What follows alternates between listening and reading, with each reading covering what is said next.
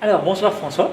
On va parler ce soir du cas numéro cycle, du cas ado. Oui. Alors, est-ce que tu peux nous dire juste le titre, rien d'autre, le titre du cas, sur quel il est pas sur la motivation ce soir, il est sur quoi ce soir?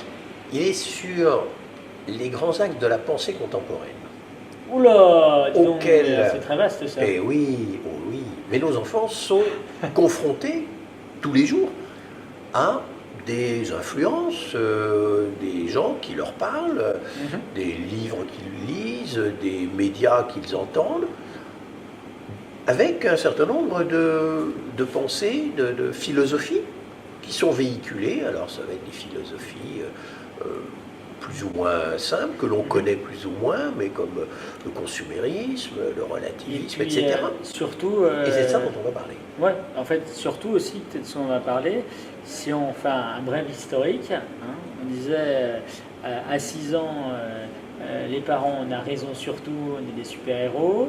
Après ça, avec l'âge qui monte, quand les enfants commencent à nous contredire. Maintenant, ils commencent à avoir leurs propres idées, et puis leurs idées qui ne sont plus les nôtres. Et donc, Oui. du coup, on voit que tout ça, ça se développe dans ce sens-là. Ça va vite, hein, ça va même très Alors, vite. ça va très vite, mais c'est quelque chose qui est tout à fait naturel, parce que c'est le processus logique et indispensable de la transmission des valeurs. Alors, pourquoi est-ce que tu dis? Parce que, honnêtement, en tant que parent, je reviens du travail, d'un coup, je tombe sur un ado d'une mauvaise foi absolument crasse, qui va me contredire, qui va avoir des opinions qui ne sont pas les miennes. Quand tu dis non, non, mais c'est très bien, ça fait partie d'un signal, c'est pas facile à vivre en tant que parent. Ah non, Alors, est-ce que c'est normal, déjà, hein, de façon pragmatique, est-ce que c'est normal que nos ados aient cette phase de confrontation, ou c'est parce qu'on a été de mauvais éducateurs? C'est normal ou pas? alors c'est pas normal, c'est indispensable. Donc, il faut se rassurer. Il faut se rassurer, car si ça n'avait pas lieu, il faudrait s'inquiéter. Si ça n'avait pas lieu, vous auriez des enfants qui feraient des crises de l'adolescence, fameuses crises de l'adolescence, qui ne la feraient pas à l'adolescence, mais qui la feraient à 25 ou 30 ans, ce qui est beaucoup plus difficile. Alors, pourquoi tu dis que c'est normal? C'est normal. Pourquoi? Parce que quand un enfant est jeune, il est effectivement dans l'admiration de ses parents ou de ses maîtres qui lui enseignent des choses, et la parole lui paraît Il est légitime. d'accord, ouais. C'est Ouais. une information qui lui vient d'une source légitime, et il va être dans la phase de ce qu'on appelle la conformité. Il va se conformer à ça. Mhm. Et puis, il va grandir ou même mûrir simplement dans sa tête, et il va se dire, mais il y a d'autres choses là que je vois autour de moi qui me sont proposées par les médias, par ce que je vois, mes amis, Ouais. etc.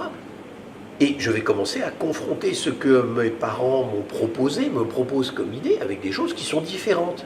Et je vais commencer à les confronter. Et cette confrontation va me permettre de me forger mon opinion. Et ça n'est qu'à l'issue de cette deuxième phase de la confrontation que je vais arriver dans la phase de l'appropriation, qui est de dire, cette proposition ou ces idées que mes parents m'ont proposées, eh bien, je me les approprie. Mais tant qu'on ne se les est pas appropriées, on n'a pas transmis. Et ça, c'est très important. Oui, Alors, effectivement, si la c'est pour, transmission, si c'est pour faire semblant que j'ai l'impression que mon fils pense exactement comme moi, alors que ce n'est pas du tout le cas, c'est pire que pire, mais quoi. si votre fils à 25 ans pense, non pas par lui, mais par vous, eh bien, il va y avoir des gros soucis. Mhm. Forcément, parce qu'il ne se sera pas approprié cela. Et donc, il n'aura pas son autonomie intellectuelle et son autonomie de liberté. Et ça, c'est fondamental. Alors, par contre, ce qu'il faut bien savoir, c'est qu'il va s'approprier cette idée que vous lui avez donnée, ou l'idée opposée, Ouais. car il est libre. Et c'est parfois effectivement Ouais, voilà, un peu ouais. difficile Et pour les puis, parents il de y a quand voir même une que pression sociale quand même qui est qui est très fort. souvent les parents, on se rend compte que nos idées et nos valeurs, hein, auxquelles on est très attaché, ne correspondent pas forcément à celles qui sont véhiculées par la société. Bien Est-ce sûr. qu'on peut faire juste une toute petite distinction ou pas? Parce que finalement, que nos ados ils pensent comme nous sur des sujets, des grandes idées, c'est pas forcément très bien, mais sur nos valeurs. Où là, ça vraiment, ça nous tient vraiment à cœur, quoi. Qu'elles soient religieuses ou religieuses, mais vraiment nos valeurs. Ça, vraiment, on tient à ce qu'il soit avec cette vertu, finalement. Je ne sais pas comment on pourrait l'appeler. Ça, comment est-ce qu'on transmet ça? Est-ce qu'on doit lâcher là-dessus ou comment est-ce qu'on doit faire? Toi, moi, je fais bien la différence entre une idée générale et une valeur. Est-ce qu'il faut la faire ou pas, déjà? Alors, la première, c'est que si c'est une de vos valeurs fondamentales, vous n'avez qu'une envie, c'est de la transmettre. Donc vous ne pouvez pas ne pas la transmettre. Ouais. Ça, c'est évident. Ouais. Maintenant, est-ce qu'elle va être reçue? C'est un autre problème. On est d'accord. Alors, comment la meilleure façon de la transmettre, c'est de la vivre. D'abord de bien voir ce qu'elle représente et pas simplement de rester dans des notions très générales sur des grandes valeurs comme la générosité, comme je ne sais pas moi, la véracité. Personne n'a envie de prôner la valeur du mensonge. En général, les gens n'ont pas ça dans leurs valeurs. Bien, on est d'accord. Et donc, vous avez comme valeur la générosité, vous avez la véracité. Mais une fois que vous avez ça, c'est pas très concret. Et donc, ce qui est important, c'est que vous, parents, vous sachiez déjà quelles sont vos valeurs et comment vous allez les décliner dans la pratique. Les vivre, tu veux dire, concrètement. Et comment vous allez les vivre. Et ça, c'est extrêmement important parce que nos enfants nous regardent. Ils nous regardent, et je me souviens d'un philosophe qui m'avait toujours amusé avec cette expression qui était très profonde. Il disait, les enfants sont des mimeurs. Et donc, ils vont mimer ce qu'on leur montre, surtout quand ils sont jeunes. Et donc, ils vont mimer et ils vont reproduire ce qu'on va leur proposer, à condition que ça leur convienne. Juste si on prend un exemple très pragmatique, on va être très pragmatique. Souvent, quand on fait l'IPEF, c'est parce que la valeur famille, elle est vraiment importante. On veut miser, on veut parier, on veut investir sur son couple, sur sa famille, on veut lui donner du sens, etc. Est-ce que, pour toi, par exemple, de façon très concrète, de venir à l'IPEF, là je suis dans le pragmatique, pour toi, est-ce que c'est ça que tu appelles un exemple qu'on peut donner à nos enfants en disant, voilà, je vais à l'IPEF parce que pour moi, vous êtes important, vous voyez, on passe du temps en couple à faire ça. Bien sûr. Est-ce que c'est dans ce sens-là que ça y contribue, bien entendu.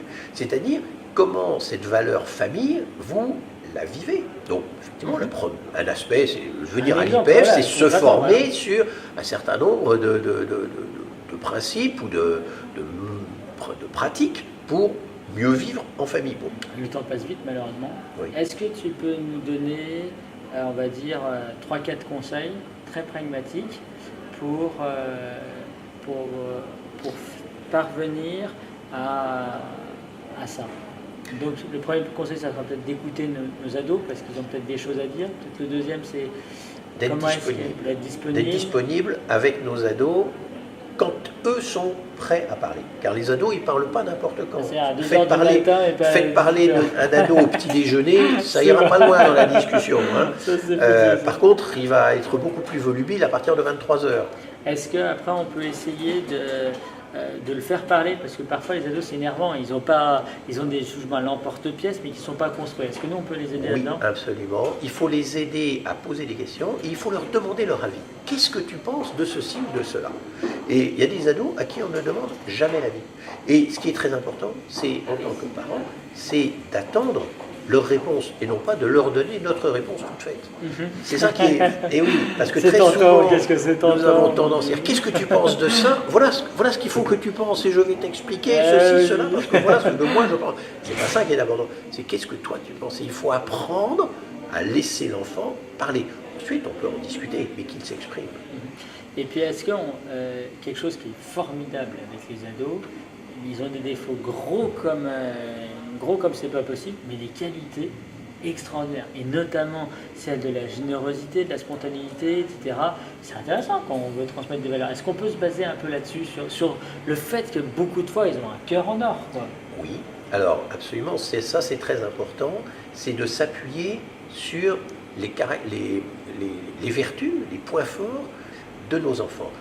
Pour faire valoir une valeur, le meilleur moyen, c'est de la vivre. Alors nous, parents, nous devons les vivre, c'est évident, mais d'essayer de faire en sorte que nos enfants les vivent. Et la générosité, si c'est notre valeur, nous allons aider nos enfants à partir de leurs qualités, s'il a des qualités de sportivité, s'il a des qualités au contraire d'intellectuel, etc., d'utiliser ses capacités pour mettre en œuvre cette vertu de la générosité.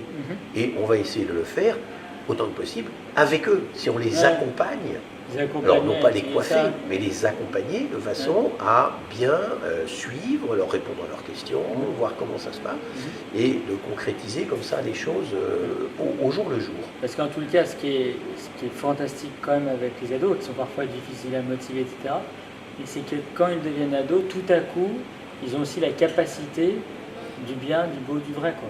Ils ont la capacité d'agir, et parfois ils le font. Tiens, j'ai une amie qui a des problèmes, je veux l'aider, je peux agir dans le monde qui m'entoure, j'ai les moyens de ça.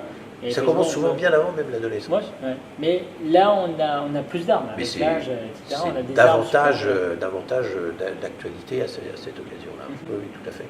Ça, c'est très important de s'appuyer là-dessus. Et c'est comme ça que nos ados vont le faciliter, parce qu'ils vont utiliser leurs propres ressources plutôt que d'essayer d'utiliser des ressources imposées par les parents qui ne leur conviennent pas forcément.